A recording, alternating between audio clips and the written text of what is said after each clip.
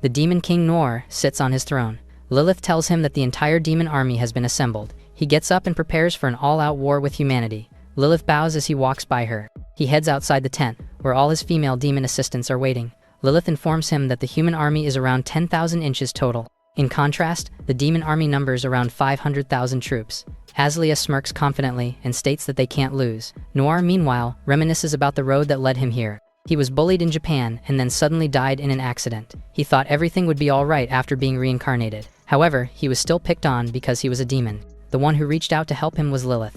Under her guidance, his powerful magic power awakened. Eventually, he became the king of the demon race. Lilith snaps him back to the present by asking if something is wrong. He says it's nothing and then tells everyone that he has put them through a lot. However, he asks them all to stick with him for just a little longer. Everyone rallies behind him as he declares that they will beat the humans and obtain their freedom.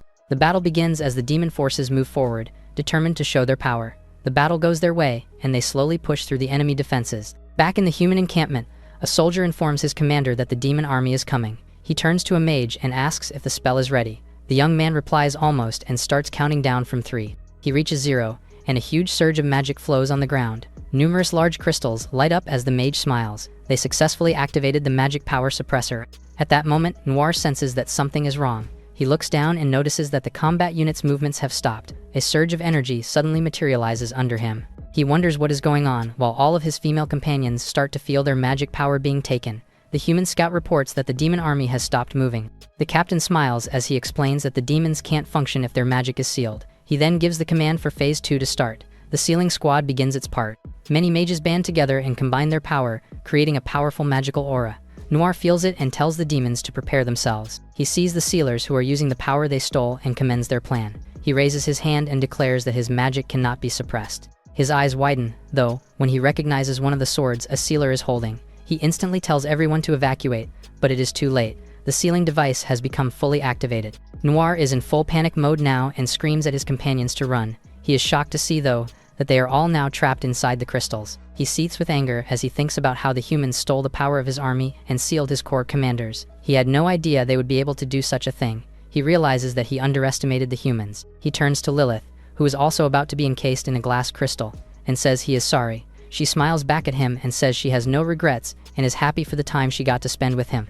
Noir begins to cry as he stands there helpless. Crystals begin to cover his feet and legs. He blames himself for their failure as he slowly gets trapped. The crystal eventually covers his head as he laments about how careless he was. In the human encampment, a soldier tells the captain that the sealing process was a success. The head of the army smiles and gives the order for his troops to attack. The army marches forward and exterminates the demons, which they view as an inferior species. After that battle, humanity experienced 3,000 years of prosperity. However, in an old, forgotten cave, we see a crystal casing slowly cracking. It eventually breaks, and Noir is free. He opens his eyes and wonders where he is. He then checks on his female companions and is surprised to see that everyone is also out. Lilith, a succubus and the first corps commander, as well as Zila, a dark elf and the second corps commander, don't know what to say.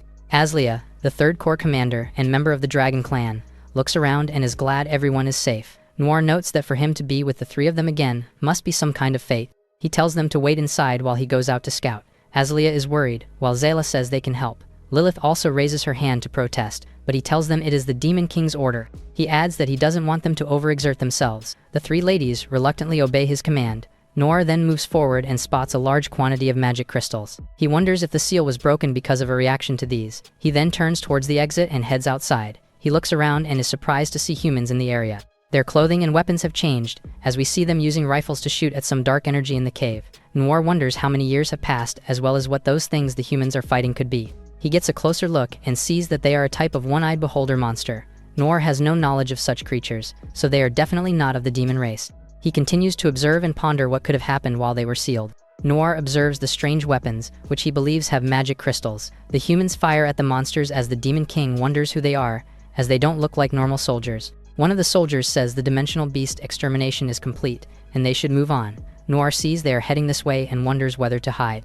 Instead, he decides to use his magic and generate clothing that is similar to theirs. One soldier then spots him and asks what he is doing out here. Noir says he got separated from his group and asks if he can join them. He figures the best strategy will be to act humbly. One hunter says he doesn't mind, but asks Noir for his hunter's license. He also wonders why he is wearing a mask. From these words, the Demon King deduces that the cave is a dungeon and these hunters are people who kill the monsters inside. He lies that he lost his license while escaping, and the mask is to hide an old injury. He adds that he hit a rock when he fell into a river. He stops himself and wonders if he is talking too much. The hunter, though, smiles and agrees, saying they could use the newbie as a shield. The three of them then venture into the dungeon. The two hunters suddenly look filled with lust when they see the scantily clad female demons inside. Noir sees that they look like slaves who have lost the will to resist. The demon girls could easily use magic to kill the hunters, so he wonders if they have some sort of suppressing tool. He asks a demon girl why she doesn't escape, as it would be simple if she used magic. The girl, though, doesn't seem to know what that word means. Noir is surprised that they have no knowledge of magic. He now understands why they can't rebel. One of the hunters then asks him if something is wrong, and thinks he wants a girl. They say they will lend him one after they are done with it. Noir is angry but controls himself. The poor demon girls remain on the ground, looking poor and helpless. Suddenly, a dimensional beast arrives. The hunters take out their guns and prepare for battle. These new batch of monsters, though, are silver ranked. The leader tells them to fall back and put the decoy in front. The other hunter grabs a demon girl and throws her down to the ground in front of him. He then rudely tells her to do her job properly. She looks up in fear and sees the monster's eye staring right at her. She closes her eyes, thinking she is going to die. She hears an impact and opens her eyes. Noir has blocked the monster's attack and saved her. He still doesn't understand how the world has changed, but clearly sees that humans are still a scourge to demons. He figures he doesn't need to use magic and summons a sword. He steps forward and delivers a powerful slash to the monster's body. It falls to the ground, dead, while Noir stands victorious. The demon girls are surprised but still worried. Another monster is running away, but Noir lets it go. He realizes it was heading in the hunter's direction, and then promptly hears their agonizing screams. The demon girl asks him why he saved her. We see the other hunter screaming in terror before being brutally killed. Noir looks at the girl and says it is because he is the demon king who will rule over them. He says it is their choice and asks them to follow him and regain the pride of the demon race. Noir tells Lilith about the rescued girls, and then they leave the cave. Noir takes the rescued girls to the remains of the demon king's castle, which Zayla and Aslia have found. Unlike before, when it was grand and large, every structure now is destroyed. It signals to them that they have been sealed for a long time. Lilith suggests that they declare the revival of the Demon King and declare war on the humans. Zella feels like the war would be a pain, while Aslia is just excited for the chance to massacre the humans. Noir, on the other hand, wants to hold before going to war so they do not repeat the mistakes of the past, and so, this time, proceed with caution. He asks Lilith to lead him to the nearby town. They go to the local city of Rothasgar, where there is a hunter guild branch. At an office, there is branch chief Falgas, who is sipping wine while sitting in front of a human-sized crystal. He speaks about how he is proud of getting the crystal from the auction and how drinking wine while looking at it is the best feeling. He puts the wine bottle on the table next to him, but he gets annoyed that the table is wobbly. It turns out, he is using a crouching demon girl slave as a table. The girl is so out of strength that she topples. Falgas spills the wine from his glass on her head and tells her that she is completely useless and is in need of punishment. He pulls up her hair to hurt her. Falgas then hears a voice criticizing his hobby of hurting demons. He asks who is in his room, only for Noir to appear and tell him that he will be the ruler of his branch from now on. The Demon King sarcastically applauds him for being his puppet from now on. Fargus thinks he is a fool and asks for a servant to get rid of him. Lilith appears and reveals that every staff member in the guild are now under her trance and are moving like half-asleep zombies under her command. Now, Fargus sees the seriousness of the situation and asks who they are. Noir answers that they are demons, the proud race of darkness. He approaches Fargus and tells him that he will let him experience the pain that he has inflicted on his subordinates so far. The suffering of all the demon slaves Fargus caused gets transferred inside the human's body, making him scream in agony. It leaves the man in a vegetative state. Noir turns his focus on the crystal and how grateful he is that it would be in a place where they just so happen to have headed. Lilith informs him that they need magic crystals to release their comrade trapped in the crystal. Noir orders Lilith to take charge of the guild branch and work on gathering information without the townspeople noticing. Lilith agrees to follow and asks where he will go. He answers that he will obtain magic crystals by continuing to play the hunter. Noir heads to the Rothasgar outskirts, where a portal known as a gate entrance is being guarded by two hunters. Norm, in his human hunter disguise, shows his hunter license to the guards. The guards find it weird that they do not recognize him and think he might be a newbie who came to the gate for training. Noir reviews that a gate is a dungeon structure composed of magic power that suddenly appeared, and that creatures called dimensional beasts are inside, as well as large quantities of magic crystals. He finds it odd that gates did not appear back in their past life. He enters inside with the plan to gather information and magic crystals, find her corpse commanders, and release them from their crystals. After he entered, a group of white-robed hooded men, carrying an unconscious and restrained woman, also entered the gate. Noir is killing low-level monsters in the dungeon. However, he can't seem to find any magic crystals. He wonders if he should have chosen a higher-ranked gate. They went to the Hunters Guild to read documents and found that gates are ranked based on the level of dimensional beasts, Hunters are also ranked according to their skill level. The gates that they are allowed to challenge are strictly regulated. Noir also had the branch chief forge a hunter license for him. He set it to F rank since he is a newcomer, but figures he should have gone higher. He goes back to focusing on the low-level monsters and decides to just consider this as a leveling exercise. Gates have been appearing all over the world for about 100 years now. If left unchecked, they continue to expand. Meanwhile, the magic crystals produced within the gates have become an indispensable magic source in this modern world. Hunters are the ones who enter the gates, fight the dimensional beasts, and mine magic crystals. Noir checks his loot and decides he has collected enough. He then hears a sound and sees that there are other people inside. He notes that they don't look like hunters. He thus decides to follow them and see who they are. The hooded figures are standing in a room with an altar in the middle. There is an unconscious lady on the table. One of the humans stands in front of a door and starts chanting. He seems to be calling for the creatures from the other world to enter and enshroud the world in darkness. The door opens, and a one-eyed monster steps out. Its energy is being taken by the blindfolded man. Noir observes from a hidden position. He sees that it is fusing using magic as a power medium. The man emerges from the shadow, and we see he now has a third eye in the middle of his chest. Purple tentacles are also connected to his back as the other robbed figures say that they did it. The gate master has been born. They ask him to devour the sacrifice and grow the gate into an even greater force. The girl slowly wakes up and is terrified to see a purple tentacle slithering near her eye. She screams in terror as she gets wrapped up and trapped. She begins to cry as Noir emerges from his location, sword in hand. He slices the tentacles, freeing the girl. As the robbed humans are shocked that a hunter is here, they chastise Noir for daring to interfere with their sacred ritual. He replies that he couldn't care less about it. He then asks if they are the ones responsible for opening the gates. They confirm this, introducing themselves as the Labyrinth cult who will transform the world into its true form. The Demon King berates them for daring to spread such filth in the world he is meant to rule. He is unprepared, though, for a sudden attack. The cult leader has just impaled him with his tentacles, with one buried right in his stomach. Noir falls to the ground face first. The cult leader says he wasn't much of a threat and has, in fact, increased the number of sacrifices. Noir sees that human-level magic isn't enough to block such an attack and that his opponent is reasonably strong. The blood he spilled starts returning to his body as he decides he will now use actual magic. Blood starts to swirl all around as the cult members look on in shock. Noir appears now dressed in his royal demon gear and says their execution is at hand. He gives them a deathly stare and calls them fanatics. The cult members are now sweating and ask the master what to do. He attacks again with his tentacles, but Noir casts fire magic. He is engulfed in flame as the tentacles arrive. They hit the fire and are burned. Noir declares that the punishment for heretics has always been at stake and casts 6th rank Infernal Blaze flame magic. The cult master is caught in the fire and is quickly burned to ashes. His followers are now in a full-on panic, desperate to escape. Noir looks unperturbed and walks forward, burning his enemies as he moves along. He then destroys the girl's shackles and asks if she is all right. He smiles at her and says he has a lot of questions and asks if she would come with him. The girl freaks out and faints, so he picks her up and decides to take her with him, planning to use her as a source of information. Noir thinks about how he needs to free his 7 corps commanders as soon as possible for the battle ahead, since one of his most important powers is that they can share their abilities with him. He brought Rika to the ruins of the Demon King Castle. He tries to talk to her for information about humans, but she is too terrified of him to say anything. Lilith suggests they just kill her, making Arca terrified. Liana, the 5th Corps Arachne commander, shows herself. Noir recalls how he freed her from the crystal that Falgez, the Hunter Guild chief, had in his collection. Liana suggests that her Demon King hand Rika over to her for torture, terrifying the girl even more. Noir vetoes her, making the Spider-Woman disappointed, but Rika relieved. Liana then informs him that Zayla has contacted her. Noir explains to the readers that Liana's magic ability allows long-distance communication and detection through her web threads. Zayla talks to her master through the magic and tells him that she has located another crystal.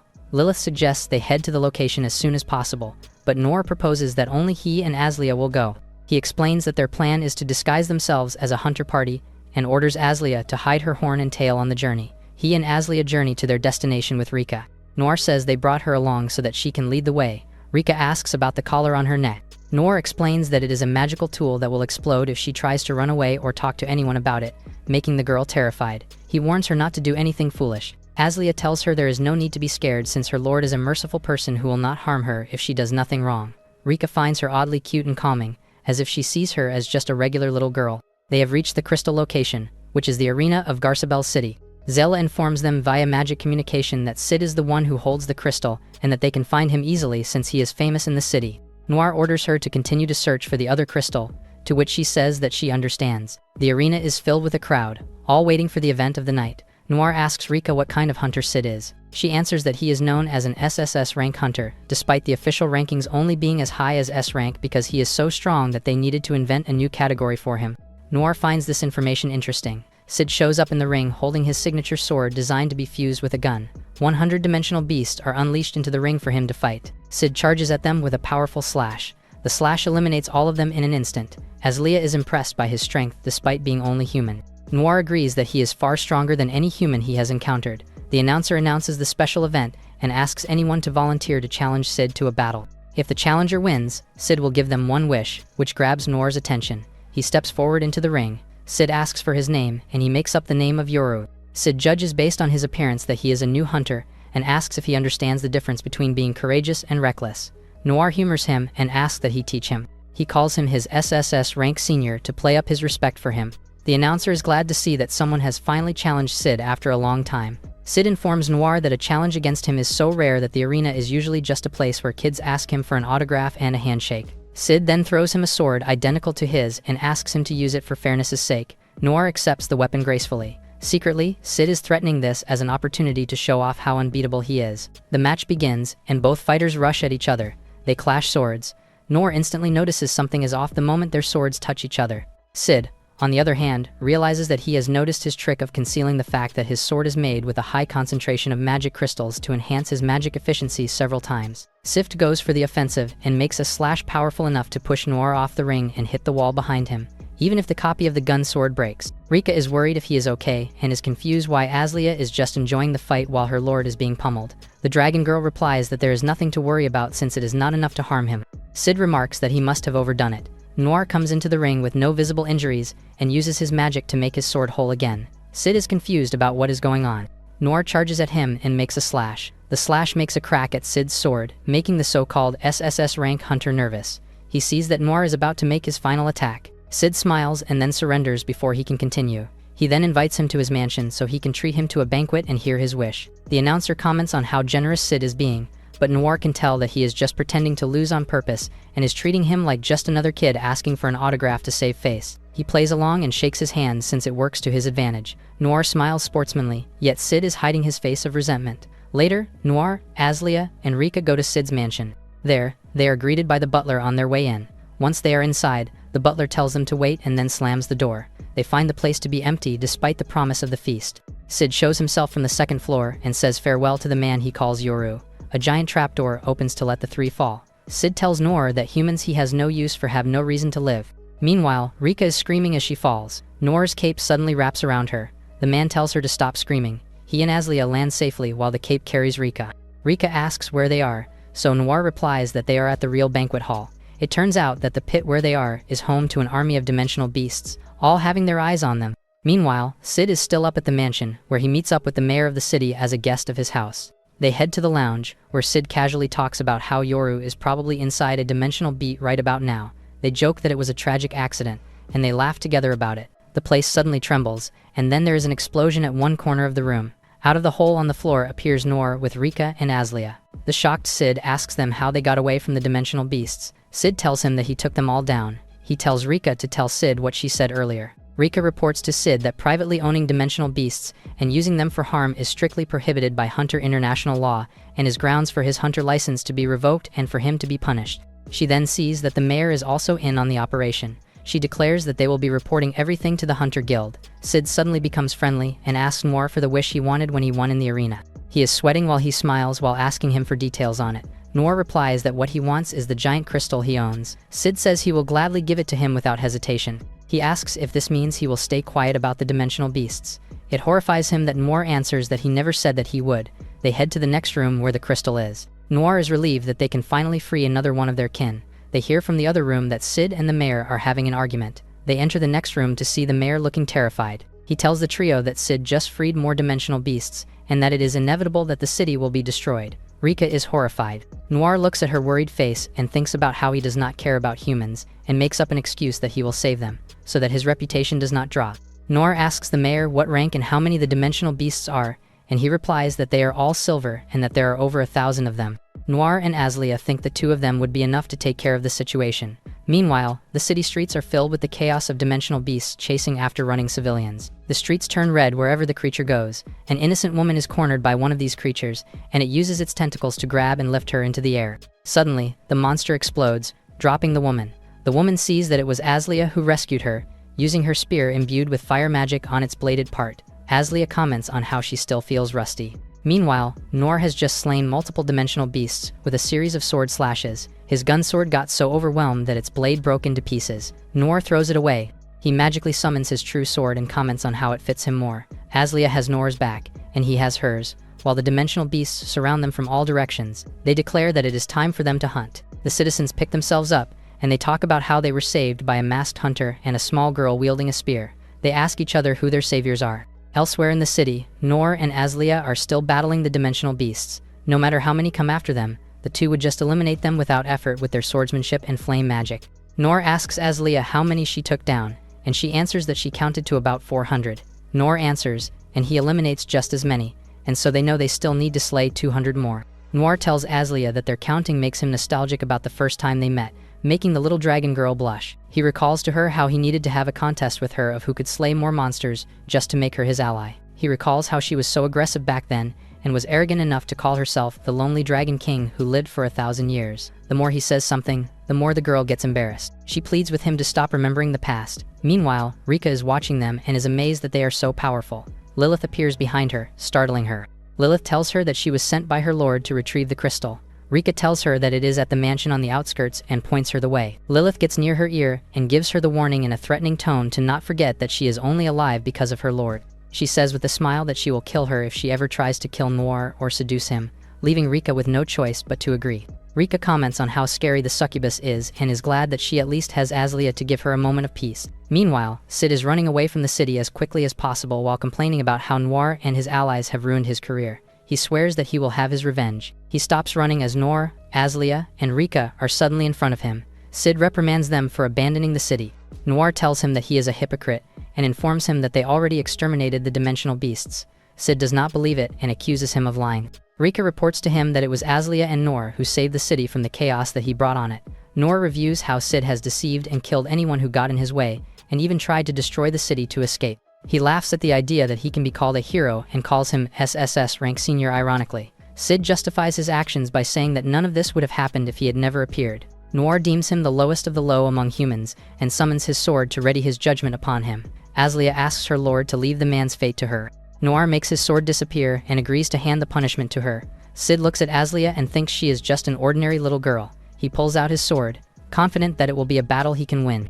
Aslia makes Sid recall that he asked Noir if he knew the difference between courage and recklessness. She says that she will give him the answer in her lord's place. As she slowly transforms into a monstrous form and fire envelops her, she answers that recklessness is when someone charges in without measuring their opponent's strength. She shows her huge dragon's true form and calls Sid a fool. Sid is so scared of the giant dragon in front of him that he drops his sword and can't stand up. He desperately crawls away, only for Aslia to pick him up with his hands. Sid shouts that she is a monster, which leads the girl to drop him face first to the ground. Aslia puts her paw on him to pin him down and declares that she is the leader of the proud dragon clan and corpse commander, serving the great demon king, and that he needs to engrave who she is in his soul and take it to the afterlife. Sid cries for help, but the dragon stomps on him, ending his life. Rika watched on as Noor reports to the people about how Sid was killed by the dimensional beasts. She saw how people mourned their hero, but were still full of smiles as they met their new hero. She also recalls how Noor mind-controlled the mayor to bring Garcebels under his control. Their actions terrify Rika so much that she looks forward to the day she will be free. Later, the gang returns to the ruins of the Demon King's castle with the crystal. They crack it open, freeing Isabel, the fourth commander. Rika is surprised that she looks like a human and nothing like a demon. Isabel kneels before Noir. Noir apologizes for putting her through a lot and asks if she would still follow him. Just his asking her brings her joy. She swears to serve him until her very last breath. She sees Rika and asks her king why there is a human in the castle. She readies to pull out her sword and offers to kill her, which terrifies the human. Liana informs Noir that she can't contact Zella and that she does not know where she is, which instantly worries Isabel. The group goes into a meeting. Noir informs the others that Zella went into what is called a restricted zone. Rika informs the others that it is a place where even hunters are forbidden from entering because the entire area has been sealed by magic due to it being overrun by dimensional beasts. She heard rumors that the labyrinth is the base of the labyrinth cult. Noir orders that they will head there immediately and asks Liana to come with him. Isabel asks that she be allowed to come. Noir worries that she still needs to rest from being awakened, but he understands her feelings and permits her to come along. Rika asks if she will come too. Noir tells her that she will stay behind, giving her a sigh of relief. He continues to say that she will be under Lilith's care, making her scared again. Noir, Isabelle, and Liana head in front of the barrier of the restricted zone. Noir finds the barrier to be so crudely made that there is no need to destroy it to enter it. They pass through, only to instantly realize that their bodies have become heavier. They recognize it as the effects of a sorcery jammer, a device to suppress magic. In one of the labyrinths of the Forbidden Zone, a labyrinth cult gatekeeper has just made an incantation to summon a gate to summon a dimensional beast. In front of the appearing beast is Zilla, who is restrained in a chair. She sees the gatekeeper and the beast fuse into one being. The gatekeeper now has tentacles on her back and an eye on her chest. She can feel the power surging through her. Her tentacles coil around Zayla. The gatekeeper tells her not to resist, saying their sacrifice will mean that they will become one. Noir and the others appear and tells the cult gatekeeper to do her disgusting confession somewhere else.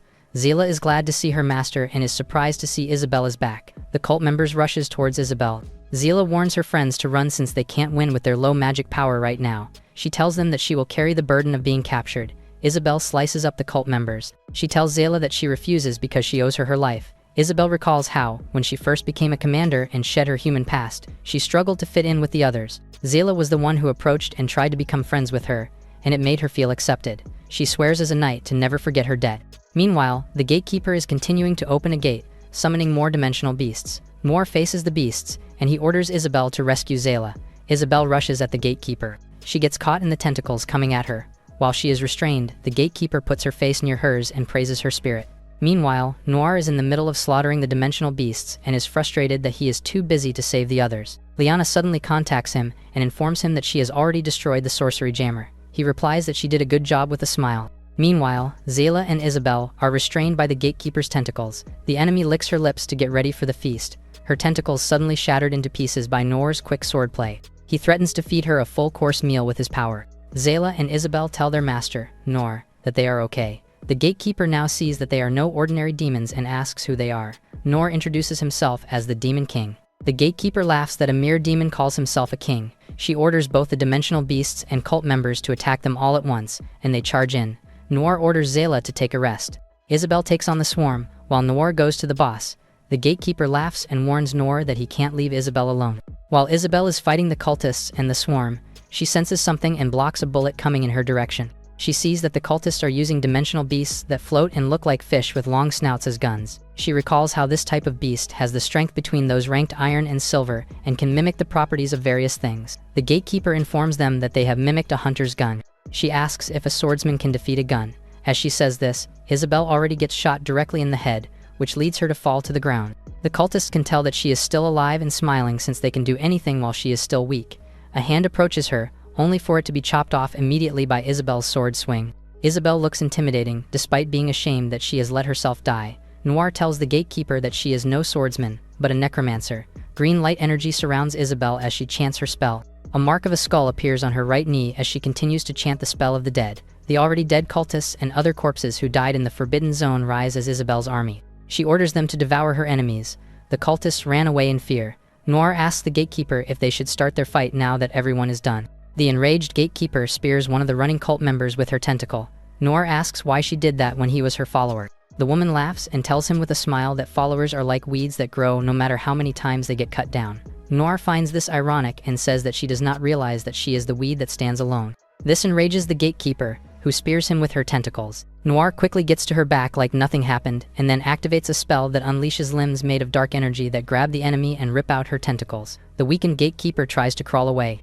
Noir acts exactly like a demon king should, as he tells her she can't go away yet because he still has not served her the full-course meal he promised. The gatekeeper fears for her death, so she tells Noir that she has surrendered. She grabs her knee and tells him that she will do anything. Noir knows that she is sneaking her last tentacle behind him to stab him, and asks sarcastically if she means to give it to him as a gift. He grabs the tentacle and throws it back at her. She crawls away but gets blocked, so she tells whoever is in her way to step aside. It turns out to be Liana, who uses her spider limbs to carry her off the ground.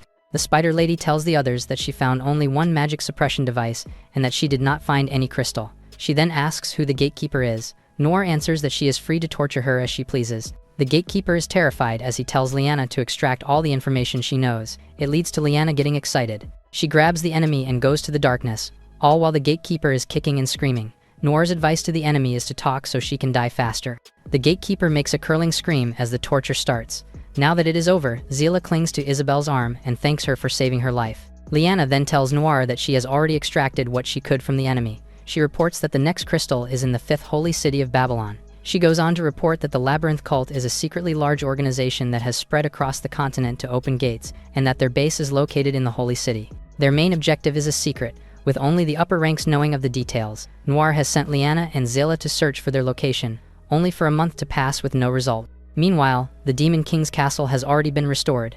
As they walk its halls, Lilith reports to her king that they have placed recognition magic around to hide the castle from the humans. She also reports that their mission to rescue the oppressed demon is going well, and that they have already rescued about 500 of them.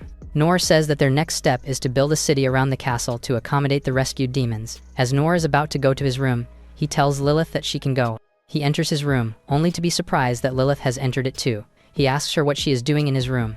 The succubus then pushes him to the bed and tells him that it is time for play. Zela suddenly contacts Noir via magic communication, and he answers, leaving Lilith annoyed by the interruption. Zela reports that she has found out that the Labyrinth cult is planning to turn the largest trading city, called Rivastar, into a sea of fire. All the while, Zela and Liana are standing in the seaport of Rivastar. Rika bursts into the room. She urgently calls to Noir and asks if Rivastar was being targeted by the enemies. Her face turns pale and her expression grim as he confirms it. The cult's base, Babylon, is nearby, and so they're planning to destroy the city. With desperate cries, she begs him to take her with them. After all, that city is her hometown. There are so many people she knows, and irreplaceable memories she holds dear. Since it's an important place to her, she wants to do something. However, he flatly rejects her plea. Shivering from the refusal, the poor girl begs and argues again, but he surprisingly shows a tender smile and assures her that nothing bad will happen. Just like that, he turns away and gets to work, with Lilith following closely behind. Looking back with watchful eyes, the succubus wonders why he's being so soft on the human. After a while of traveling, the demons reach Rivastar, which has developed quite a lot. It seems the humans multiplied a lot like vermin. Noir now knows that it's been 3,000 years since they were sealed in the old war. Considering that, the progress of the race was still very slow. Arriving at a dark alleyway, they rendezvous with Zilla, who reports the presence of several cult members already in the city. They plan to consume civilians and expand by opening a gate in the middle of the city. Unfortunately, she hasn't located their base just yet. For now, they agree to call for Liana and have her extract information from whomever they can capture. Meanwhile, a bunch of robed figures meet with a man in broad daylight, saying he brought someone to the back alley as promised. He asks for his payment. The cultist reached for something in his pocket and suddenly swung a dagger at the unsuspecting man. He fell to his knees, wondering why this was happening, and is just called a pitiful fool who's blinded by greed. With that settled, they tell someone in the carriage to come out already, but an arrow suddenly pierces through the member's head. The others gasped in shock, not knowing what was happening all of a sudden. They were in no era for such weapons, but the projectiles just kept shooting at them. Even more surprising, the bodies of the targets burst into flames, and they finally realized that those were no ordinary arrows. Looking up, they see Zella watching from a lamppost, smiling as she aims another shot. It's been quite a while since she fought, but she hasn't lost her skills. Seeing his comrade's body burn, one cult member tries to back away, but finds his path blocked by something hard. The demons were there, and he asks what their intentions are. Noir mockingly says that they're just civilians, hoping to ask for directions. First off, they want to know where the 5th holy city, Babylon, was. Realizing his position, his body shook and jerked, just for a few moments before he dropped dead onto the floor. They obviously took poison, and are much more resolute than the previous cultists they met. Whether they're highly loyal or fanatical, their actions are becoming too troublesome. Just then, they hear a light voice from the carriage, asking if they saved her. They didn't intend to, but this does seem to be the case. In that case, a young lady descended from the inside, saying the demon must be the man she's fated to be with. Lilith's expression changes, annoyed that there's another strange woman in her master's path. Calling her a peculiar woman, the first commander suggests eliminating her quickly. Zela chimes in, arguing that the succubus is just as much of a crazy woman. Noir calms the two women down before things get worse, and exchanges greetings with the young human in front of them. With a charming curtsy, she introduces herself as Claire Baltfen, the first princess of the kingdom, who's currently fleeing from people trying to assassinate her. The kingdom that currently rules over the region didn't even exist 3,000 years ago, but it's now one of the 7 noble houses of tradition. Now, the first princess of that very kingdom was Claire, who was being targeted by a bunch of assassins. In fact, the cultists in white have come for her several times already. Her father worried for her safety, and tried to secretly send her to a place far away, but the coachman betrayed them just to be killed himself. The cult's reason for targeting her is unknown, but she might help them find Babylon. Fortunately, she's taken a liking to Noir, and he can use that to his advantage. He addresses her like the royalty she is, and apologizes for a request he's going to ask. Later on, their carriage arrives at a gate guarded by cultists. Asked for their identity, the Demon King pretends to be the coachman, and says he's been ordered to take the princess to Babylon's entrance. They're suspicious at first, but decide that there must have been a change in orders. Just like that, the demons receive the directions to the city, where they'll be given a reward. Dressed as maids and servants, the two commanders follow closely behind, walking across the wet floors of the tunnel. Lilith questioned why they had to wear such clothes, but Zella was oddly fond of the disguises. She clings to her king, sticking to him as she offers her faithful service. Noor brushes her off, saying her current master was the princess in front of them. After a while, they reach a sanctum-like area. They couldn't believe that such a facility was hiding beneath the city. There was a concealment barrier around it, which is why they couldn't find the location. A couple of cultists were standing guard by the gates, when Lilith suddenly appeared to put them to sleep. With that settled, the group splits up to search for the crystal in a hurry. Seeing Noir act all friendly and casual with the princess, the succubus can't help but be jealous. The underground space was vast, meaning they were using a dimensional space from the gate. Such highly advanced spatial magic confirms that the enemies are more than just a mere cult. Just then, something pierces through Nora's chest, and Claire froze in absolute shock. Trembling in fear as she looked at his limp body, she called his name. The being goes for her next, knocking the princess out right beside him. A dimensional beast picks her body up, all while the Demon King's magic works to repair his body. The cultists offer the captured princess to a person named Jimar. He was a gate master, much farther along in the fusion than any they've met before. With Claire there, his plan was finally complete, and all that's left to do was take her life as a sacrifice. He entered her body, and he shook with delight upon tasting the exquisite life energy. The lady hasn't awakened yet, but an immense amount of magic lies dormant within her. Watching that power flow, he was certain that the entire city of Rivastar was going to be devoured in an instant. However, that would be a problem for Noir. Now fully recovered, the Demon King shot the Gate Master's underlings, interfering with the feast so graciously set on his table. The king mocks it, unwilling to consider something so vulgar a meal. Perhaps the noble of the underworld should relearn his manners and etiquette. The two commanders were in a different area, and finally found the infuriating and enraging crystal that sealed them for millennia. Lilith signals Zila, who answers her command and begins releasing her power. Brimming with power, the dark elf uses her technique, matter transfer, and summons a bunch of magic crystals from the palms of her hands. She makes the shards surround the crystal, which then starts to glow and crack in response. They watched expectantly, wondering which of the commanders was going to come out. A figure appeared as the sealing item broke apart, and they watched in wonder as Luna was finally freed after 3,000 years. Blinking in confusion, the commander of the Sixth Corps asks what was happening. After a moment of gathering herself, she remembers what was happening, and says she must protect Noir from danger. A reassuring hand holds her shoulder, saying it was okay. Leaning close, Lilith shares that the battle is already over, and that the Demon King is leading a brand new war. Zella hugs her as well, inviting her to work hard just like everyone else. With this, the reunited commanders moved to gather by their lord's side. Meanwhile, Jira and the other cultists stared at Noir in shock, not understanding how he was standing after being killed.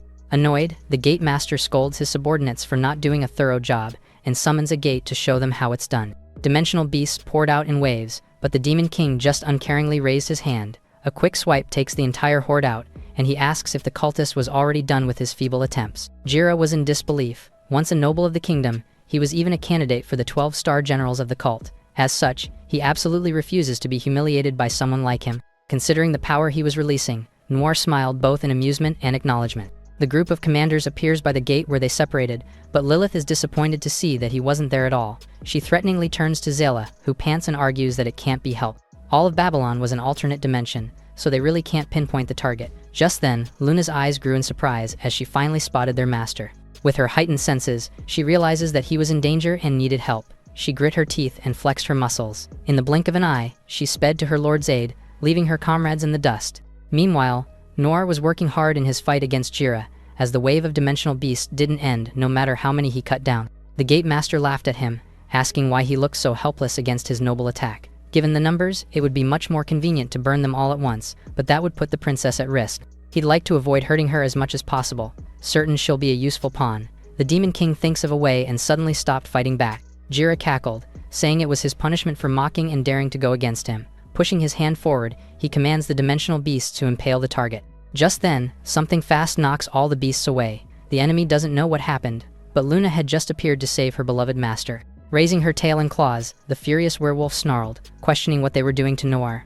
Unfortunately, the 6th commander decides that they were all going to be killed that night. Luna's claws tear through the dimensional beasts, taking them all down with immense speed. Jira couldn't believe it, as he couldn't even summon quick enough to match her pace. Meanwhile, Noir smiled. Calling to the cult members, the Gate Master orders them to act as his shield, but they run away without hesitation, finding the thought ridiculous. He's enraged that they'd leave a noble like him behind, but the true king argues that a real noble is supposed to protect others in battle. He renounces it, still clinging to his title as one of the 173 royals of the kingdom. Finding it pathetic how firmly he clung to past glory, Noir started casting a spell and unleashed a flurry of slashes that cut through the enemy's body. He was in tatters, having lost bits and pieces of himself in an instant. As the two commanders praise their lord, the lord praises Luna for coming just in time.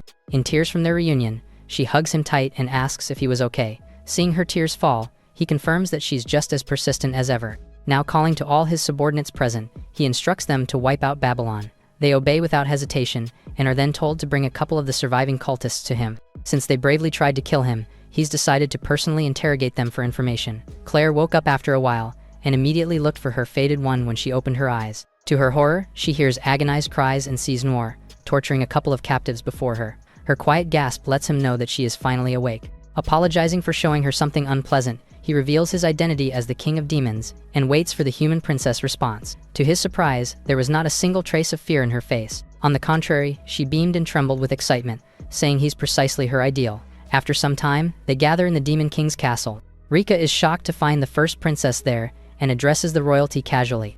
The two actually grew up in the same orphanage, and spent a lot of time playing together, before she disappeared 3 years after entering. The demons don't understand why a princess was in the orphanage, and the girl is even more confused as to why her friend was being called a princess. Actually, she left the castle to learn about commoners.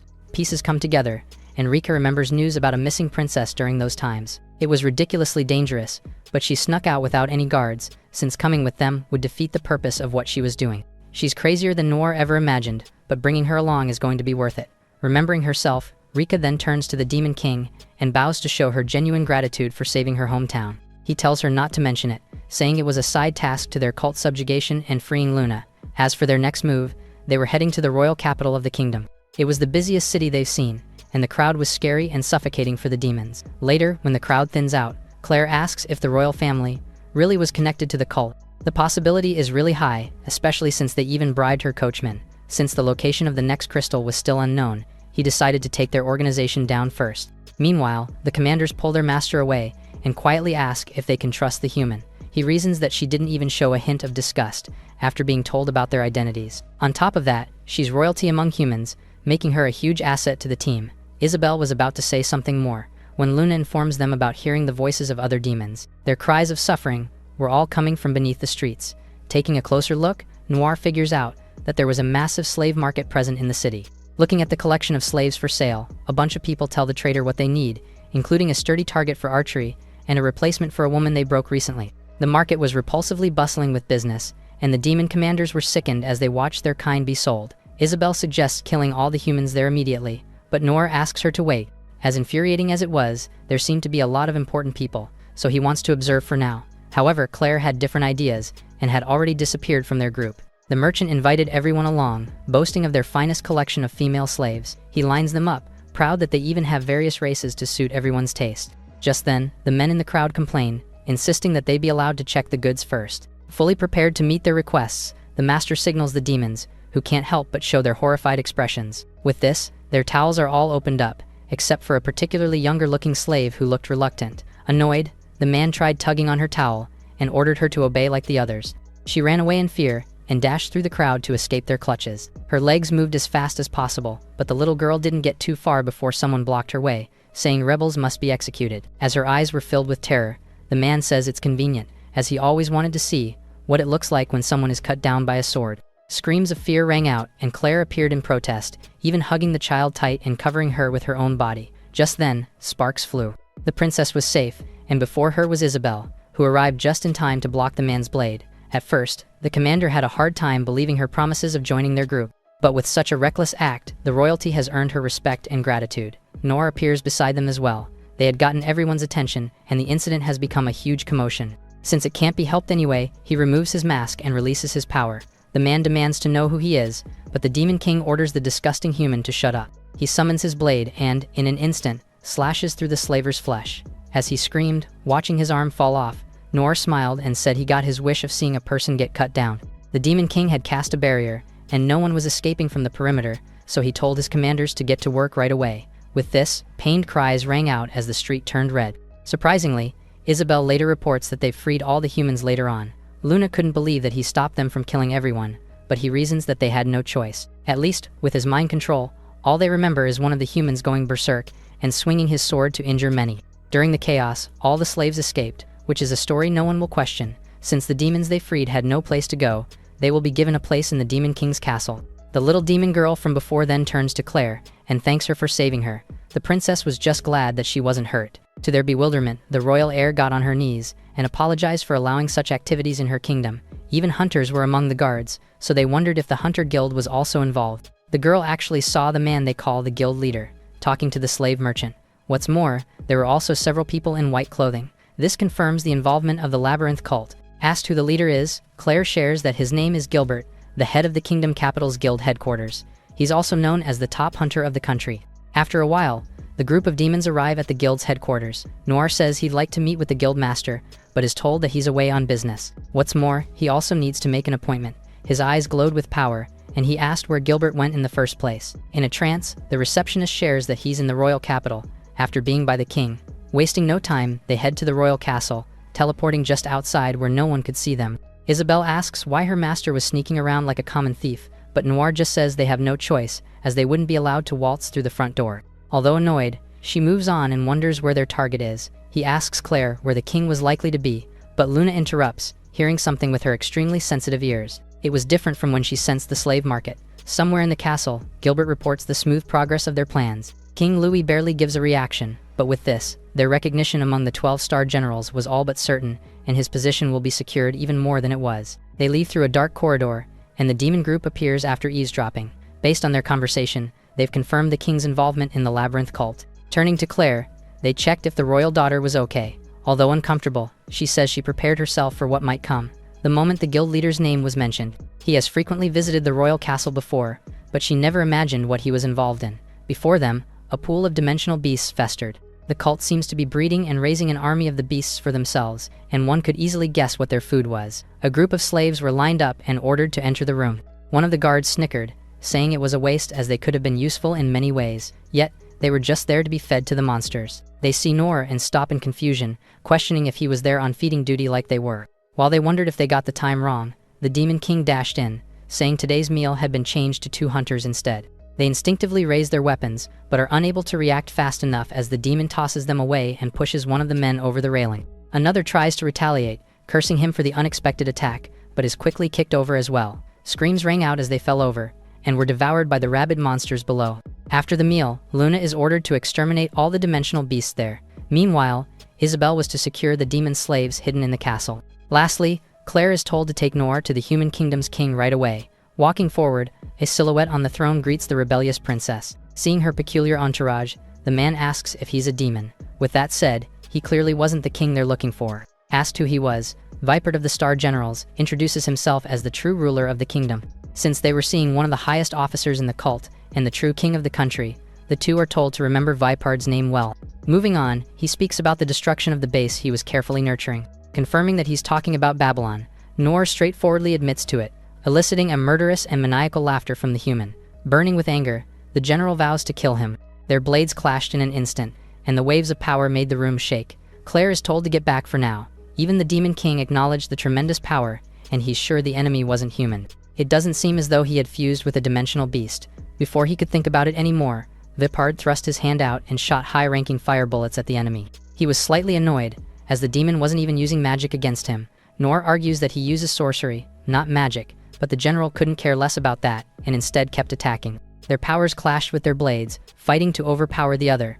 Almost evenly matched, the encounter forces the floors and walls to crumble. In that case, Noir opts for a sneakier approach and casts a spell from behind. Noticing right away, Vipard backed away to dodge and sighed, finding the entire situation troublesome. The king provokingly asks if he's scared, but instead of that, the true ruler of the castle worries about his home, not wanting to destroy it from a mere fight. Disappearing with an explosion, he decides to leave things to someone else for now. Just then, Gilbert stepped into the room, obviously having lost his mind already.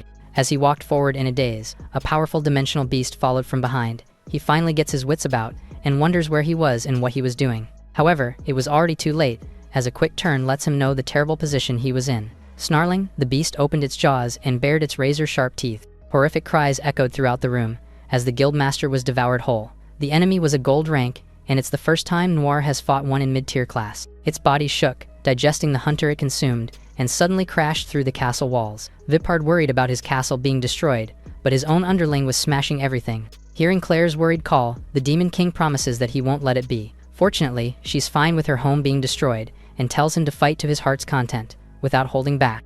Not wanting to show his true form to unrelated humans, he puts his usual disguise on before jumping out. The beast wreaked havoc in the inner courtyard, where people ran away screaming. However, some were not fortunate enough to escape, and ended up getting caught in the monster's grasp. They desperately cried for help, begging for mercy and salvation, but they were inches away from death with nothing else to do. As a woman was about to be chomped in half, she's freed from the tentacles binding her body. They fell to the floor, sliced apart, and she looked up at her savior. With an innocent smile, Noir says he's just a hunter who happened to pass by. To the woman's surprise, Claire also appears to assist her to safety. Left alone to deal with things, the Demon King held his blade tight, excited to go monster hunting after a while. Noir leapt in to begin the battle, but the beast was not scared of the Demon King. He's unable to cut through with the first swing, and has to defend against several other appendages. Claire has already evacuated all the civilians, and now there were no more witnesses present. He unleashes his true form, intending to fight freely against the powerful beast. Meanwhile, Vipard watched from a tree, observing and wondering what his enemy was going to do. A blazing flame erupted and consumed the monster, but it just waved the seething hot fire away. Even a rank 6 fire magic had no effect, and things were getting increasingly troublesome. In fact, the beast is something even dozens of S-rank hunters would struggle to kill. To be able to fight it alone meant that he was insane and on a league of his own. Thinking of a way to eliminate it, Noir uses hybrid magic.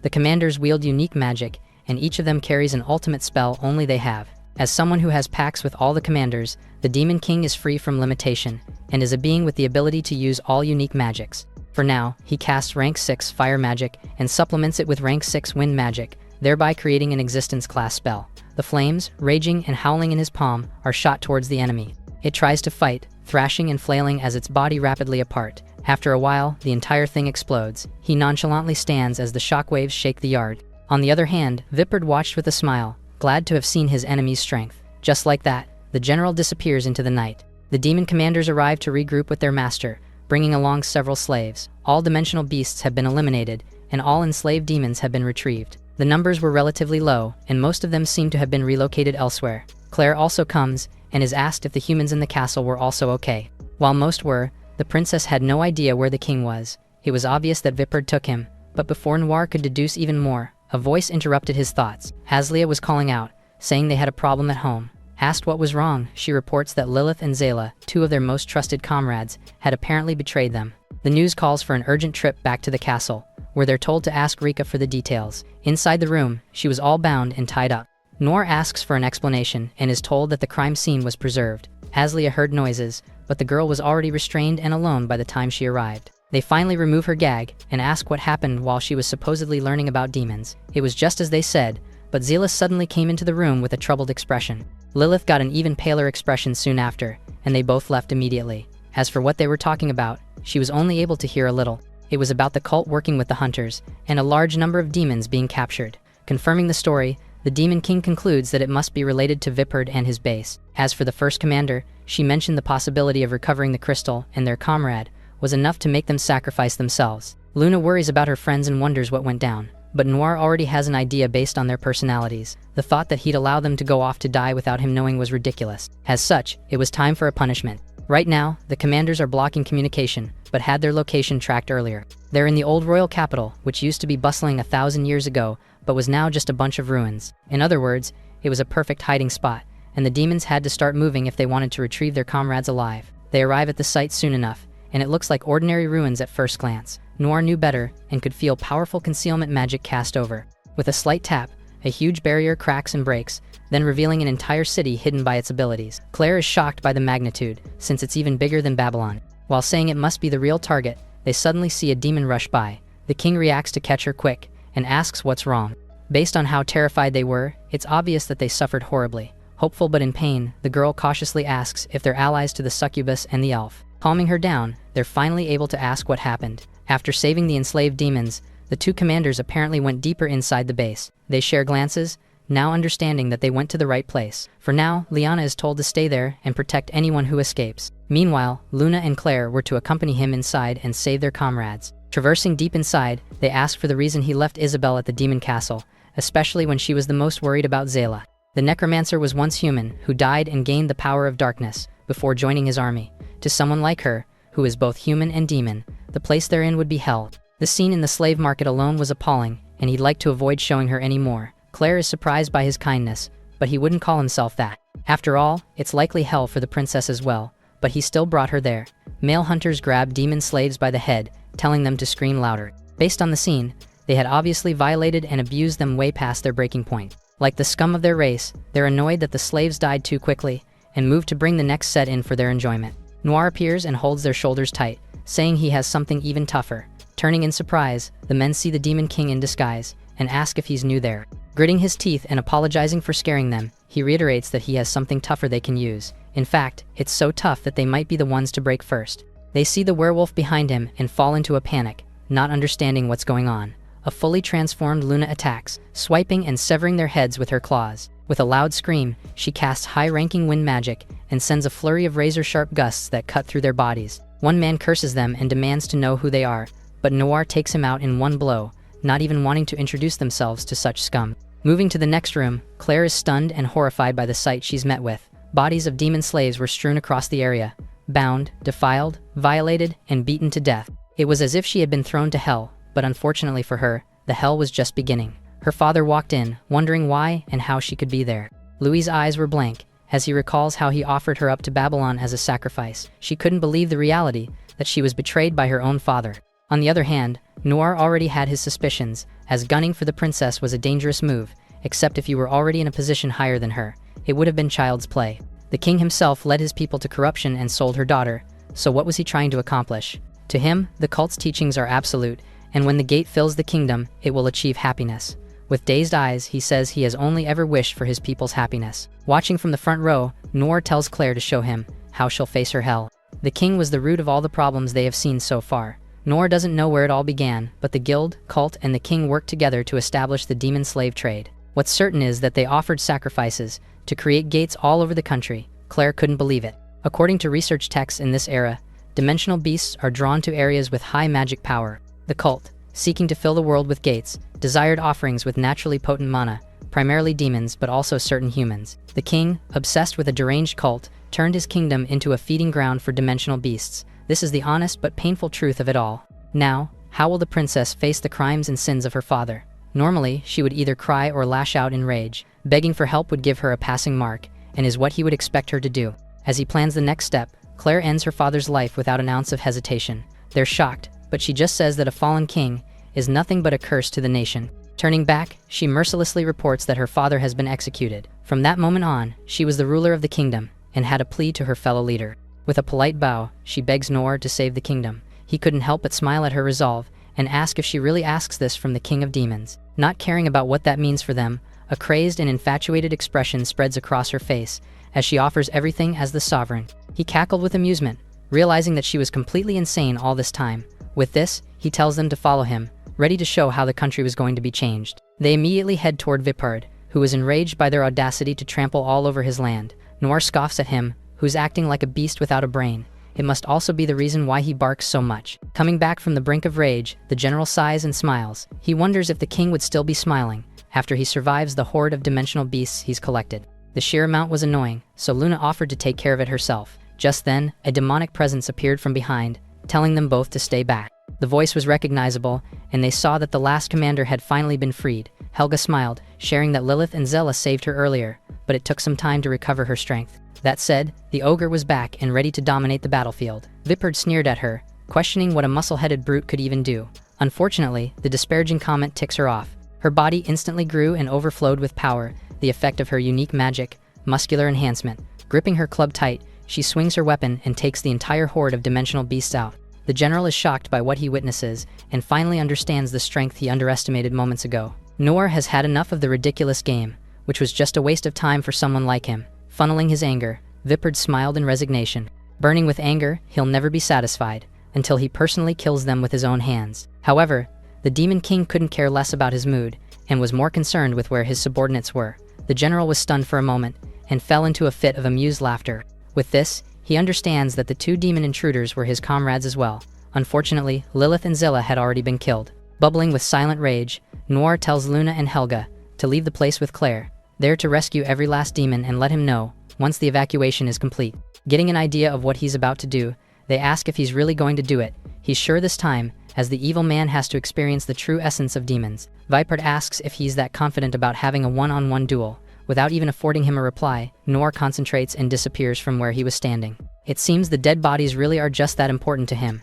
The Demon King was face to face with the corpses of his beloved commanders. Kneeling down, he calls to them softly, but Vipard interrupts their moment. But it's pointless, as he personally stabbed the two demons into pieces. He considered keeping them alive and butchering them in front of their master. Before he could continue, Noir turns to glare at him, telling the human to shut up. The general stepped back, struck by the sheer power of his killing intent, and couldn't believe that he was being intimidated. Questioning how long the two were planning to stay in the afterlife, the Demon King wounded his hand and put it over their mouths. Letting his essence drip, he commands the two to wake up. Just like that, their bodies react, and the commanders rise from the dead, resurrected and bewitched by their king.